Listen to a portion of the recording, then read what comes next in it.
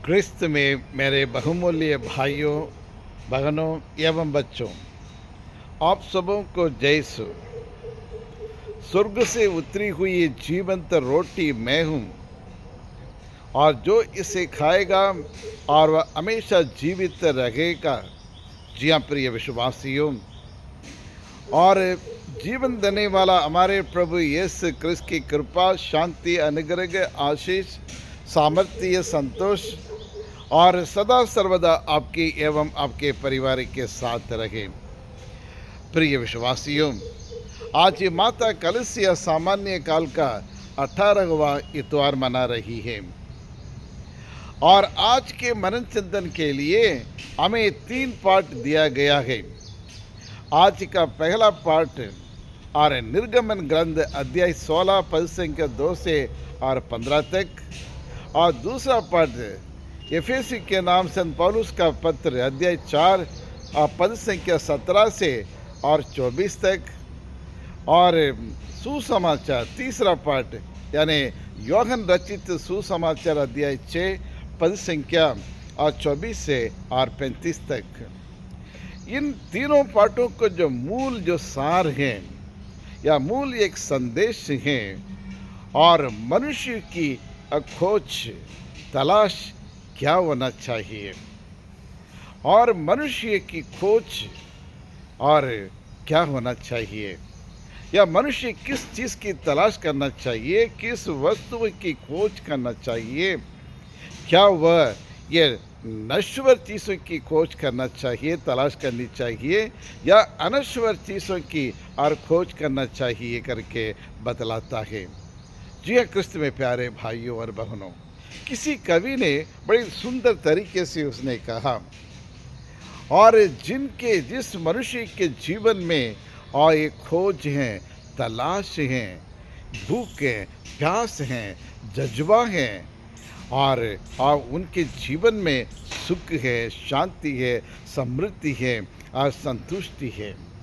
जी हाँ प्रिय विश्वासियों, इस आधुनिक दुनिया में, और इस आधुनिक दुनिया में ये कंप्यूटराइज्ड वर्ल्ड कहते हैं, ये टेक्नोलॉजी में इतने और विकास उन्नति कर चुका है आज दुनिया, और इस विकसित देश में तो हर एक व्यक्ति और किसी न किसी चीज़ की तलाश करता ही है, और हमेशा ना कुछ वो ढूंढता रहता है नयापन के लिए, नई चीज़ों के लिए, और नई दोस्ती बनाने के लिए, नई रिश्ता बनाने के लिए, या कुछ चीज़ प्राप्त करने के लिए हमेशा कोई चीज़ों की तलाश में रहता है, कोई खोजते रहता है।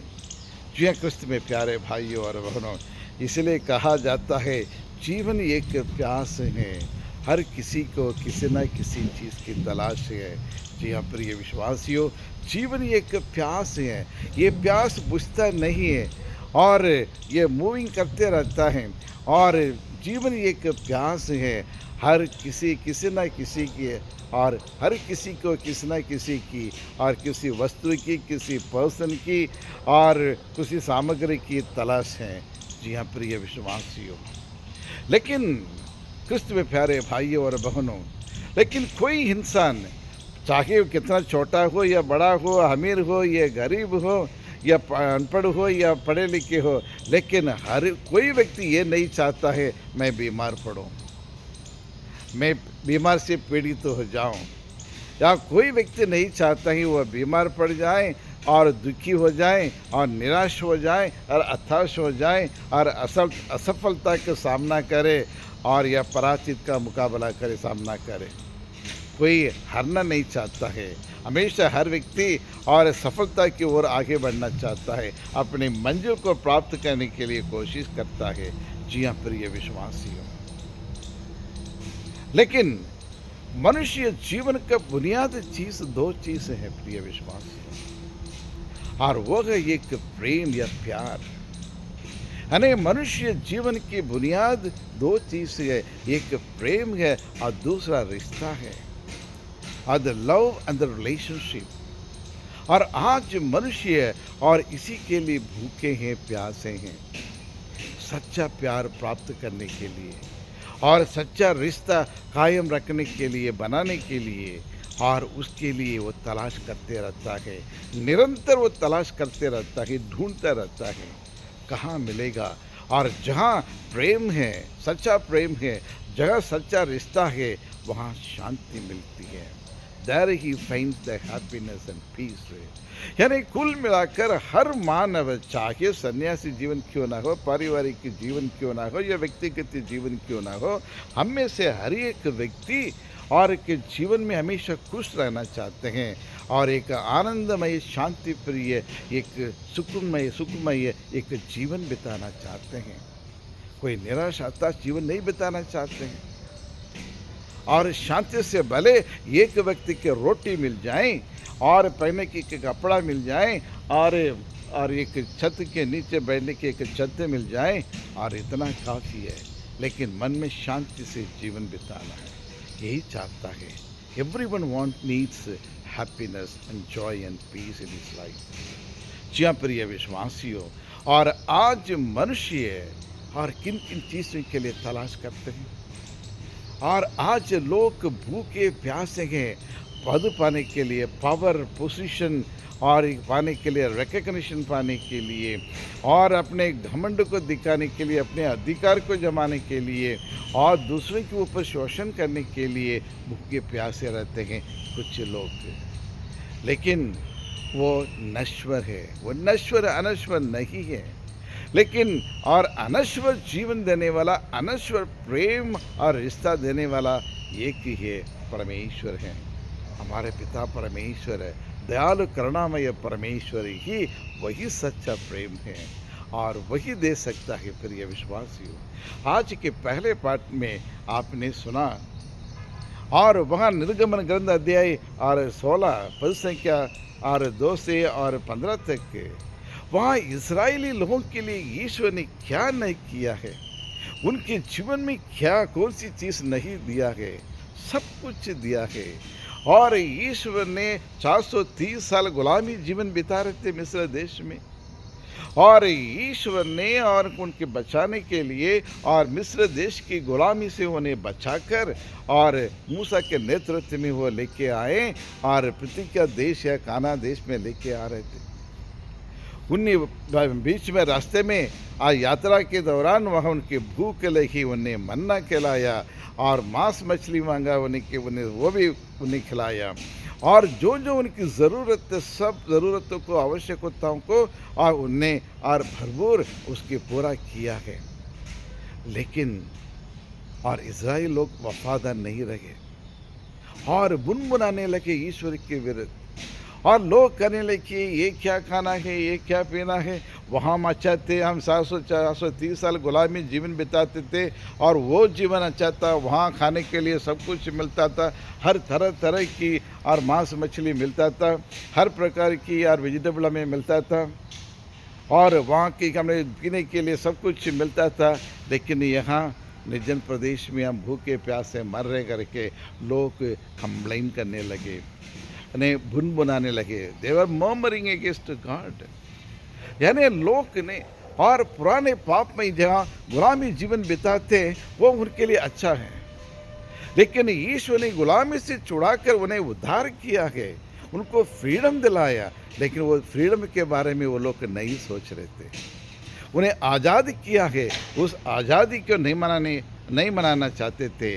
वो गुलामी जीवन ही उनके लिए अच्छा और पुराना पापमय जीवन ही उनके लिए अच्छा है। जो गुलामी जीवन और ये जीकर वहाँ जो सब कुछ, जो खाने के पीने के जो कुछ मिलता था, सभी वही से ये करके हमेशा वो लोग तुलना करते थे। प्रिय विश्वासियों, हमारे दैनिक जीवन में भी कई बार हम दूसरों के साथ तुलना करते हैं। हमें किसी अच्छी चीज़ के लिए तुलना कर सकते हैं, लेकिन बुरी चीज़ के लिए बुरी आदतों से तुलना नहीं करना चाहिए।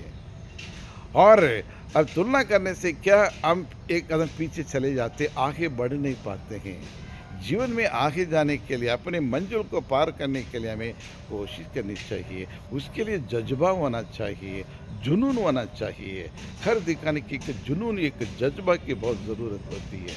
जी हाँ प्रिय विश्वासियों, और इसलिए और आज के सुसमाचार में देखिए, आज के सुसमाचार में और ये लोग प्रभु यीशु को ढूंढते हुए और भाग रहे, एक विशाल जन समूह के और प्रभु को पाने प्रभु के पीछे पीछे भाग रहे थे। क्यों भाग रहे थे? प्रभु यीशु को तलाश क्यों कर रहे थे? प्रभु यीशु की क्यों खोज कर रहे थे? प्रिय विश्वासियों, और आप अच्छी तरह से जानते हैं, पिछले इतवार के सुसमाचार प्रभु यीशु ने और 5 रोटी और 2 मछली के टुकड़े से और 5,000 लोगों को भरपूर और खिलाया पिलाया, और सब खाकर तृप्त हो गए थे।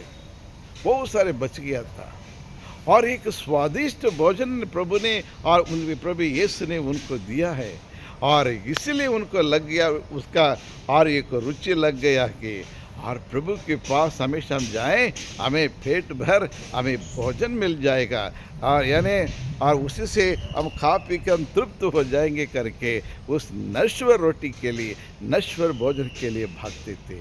और इसीलिए प्रभु यीशु क्रिस्त उनकी मेंटालिटी को, मानसिकता को, ज़रूरतों को समझ कर उन्हें कहा, आप लोग नश्वर वस्तु के लिए नहीं, अनश्वर वस्तु के लिए, अनश्वर भोजन के लिए और तलाश करो करके एक संदेश देते हैं।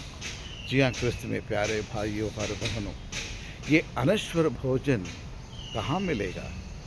सिर्फ प्रभु के पास मिलेगा।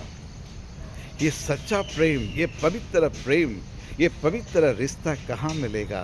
प्रभु के पास है, प्रभु से हमें मिलेगा। जी हाँ प्रिय विश्वासियों, आपको याद है और यूहन्ना सुसमाचार, संलूक सुसमाचार, अपने एक सामारी स्त्री के बारे में आपने सुना होगा।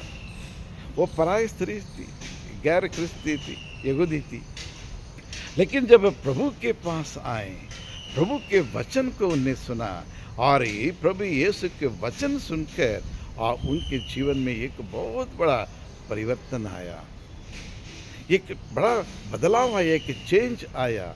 ईश्वर के वचन सुनने के बाद, वो वचन उनके दिल में, दिमाग में, हृदय में जाने के बाद टोटल चेंज, ट्रांसफॉर्मेशन हुआ है। जी हाँ प्रिय विश्वासियों, और जो जल मैं दूंगा वो पीने से तुम्हारे प्यास कभी लगेगी नहीं। ये आनंद जीवन देने वाला वो जल है। प्रिय विश्वासियों, देखिए, इसलिए और यिर्मयाह कहते हैं, और ईश्वर का वचन एक हथौड़े के समान है, वो बड़े बड़े मजबूत चट्टान को टुकड़े टुकड़े कर देगा। और ईश्वर का वचन एक अग्नि के समान है, हर बुराई को जलाकर राख कर देगा, भस्म कर देगा, हर रोगों को वो भस्म कर देगा करके कहते हैं। इतनी ताकत है ईश्वर के वचन। जब ईश्वर के सानिध्य में आएंगे, जब ईश्वर के साथ संपर्क करेंगे, और वहाँ प्रेम मिलेगा, एक रिश्ता मिलेगा, क्योंकि यीशु ही और रिश्तों का स्रोत है।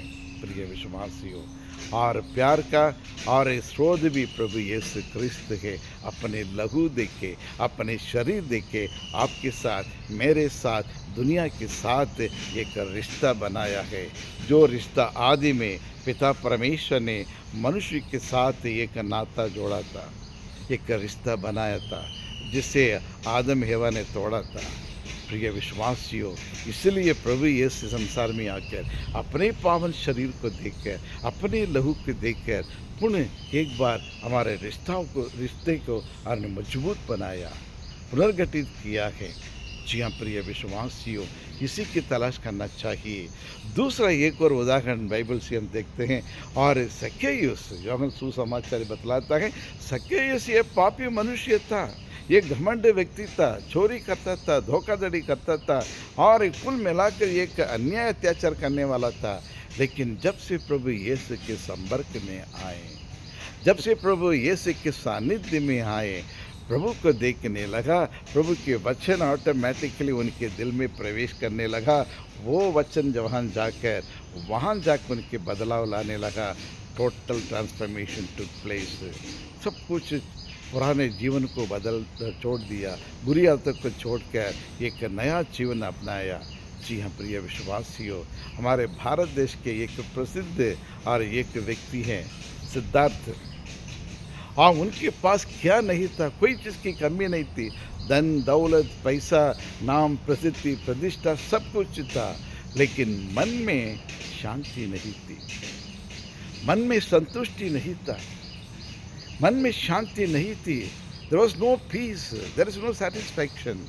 और इसलिए उपवास और तपस्या करते करते और अंत में उन्हें ये खोज किया है, तलाश किया है, और मेरे ही हृदय में ईश्वर उपस्थित हैं। He experienced the Lord, God is in his heart, the temple of his heart. यानी उनके पवित्र हृदय में, पवित्र हृदय में और ईश्वर को ने प्राप्त किया। देन क्या सिद्धार्था अभी बुद्धा बन गया, गौतम बुद्धा बन गया है। जी हाँ प्रिय विश्वासियों, हर दिन मिस्सा बलिदान में प्रभु यीशु बुलाते हैं अपने प्यार को बांटने के लिए और हमारे रिश्तों को मजबूत करने के लिए। प्रभु यीशु अपने पावन शरीर रक्त को दे रहे हैं, अपने पवित्र वचन को दे रहे हैं। आओ और ये अनश्वर चीज़ है और इसी को प्राप्त करो। ये मेरा शरीर रक्त अनश्वर वस्तु के ग्रहण करो, आपका जीवन में अनश्वर हो जाएगा, नित्य जीवन प्राप्त करो करके और ईश्वर हमें बुलाते हैं। तो आइए हम और प्रभु यीशु के पास आए, ईश्वर को वचन को सुने, ईश्वर को वचन के भोजन के रूप में ग्रहण करें, पवित्र मिस्सा बलिदान में योग्य रीति से भाग लेकर, और हम हमेशा उन चीज़ों की तलाश करें। ये संसार की वस्तुओं के लिए नहीं, ये सब नश्वर है, ये सब मर मिटने वाले हैं, लेकिन वहाँ जो है आज स्वर्ग राज्य में हमारे लिए अनश्वर भोजन तैयार करके रखा है और अनश्वर जीवन हमारे लिए वहाँ तैयार करके रखा है। उसी की ओर आगे बढ़े, उसके लिए ये दुनिया के सब कुछ छोड़ छाड़ के उसी की ओर अग्रसर होने की और ईश्वर से कृपा मांगे। आमीन। हे पिता परमेश्वर, हम आपको धन्यवाद देते हैं हमारी प्रार्थनाओं को सुनने के लिए। प्रभु इस वचन को जो सुन रहे हैं उनके जीवन में सुख शांति समृद्धि उन्हें प्रदान करे। प्रभु जितने भी लोग अनेक प्रकार की बीमारी से पीड़ित है प्रभु, ये चंगाई करने वाला परमेश्वर तू ही है प्रभु, और उन्हें चंगाई उन्हें प्रदान करे, हर रोग से उन्हें मुक्त करे प्रभु। जो स्कूल कॉलेज जाने वाले हर एक के विद्यार्थी को, हर एक के बच्चों को अच्छी शिक्षा, अच्छे ज्ञान उन्हें प्राप्त करने की कृपा प्रदान करे प्रभु। और जो बिजनेस में डाउन चला है उसके बिजनेस को आगे बढ़ाने के लिए कृपा प्रदान करे। जिनका विश्वास कमज़ोर है प्रभु, आज उनका विश्वास मजबूत बनाने के लिए, दृढ़ बनाने के लिए उन्हें कृपा प्रदान करे। ये प्रभु हमारे भारत देश के लिए भी हम प्रार्थना करते हैं प्रभु, हर राज्य के और चीफ मिनिस्टर्स के लिए और ब्यूरोक्रेट्स के लिए और हमारे प्रधानमंत्री के लिए, उनके मंत्रिमंडल के लिए, सभी पॉलिटिकल और नेताओं के, राजनीतिक नेताओं के लिए भी हम प्रार्थना करते हैं। सब एक ही पिता परमेश्वर के संतान के रूप में कार्य करे, एक दूसरे से प्यार करे और किसी जाति धर्म के नाम से लोगों को अलग न करे और भारत देश एक मजबूत देश बना दे। और प्रभु यीशु आप इस देश के और शीर्ष व्यक्ति बनकर इसको संभाले प्रभु, और हमें से हर एक व्यक्ति को प्रभु अपनी आशीष अनुग्रह हमें प्रदान करे, ताकि हम हमेशा अनश्वर भोजन के लिए, अनश्वर जीवन प्राप्त करने के लिए लगातार तलाश करते रहें, खोज करते रहें। यही प्रार्थना हम करते हैं हमारे प्रभु यीशु क्रिस्त के द्वारा। आमीन आमीन। God bless you all.